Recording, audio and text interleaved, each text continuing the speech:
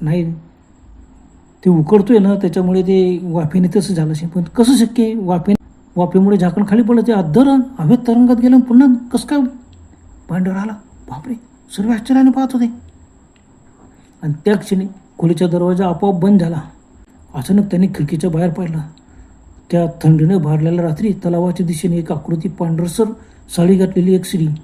तिचे केस पाण्याने ओले, लालसर डोळे चमकत होते. एकदम थंड आणि हळूवार ती येत होती आणि ती चक्क हवेत तरंगत होती. बापरे, ती दरवाजासमोर आली आणि अचानक दरवाजा आपोआप उघडला गेला.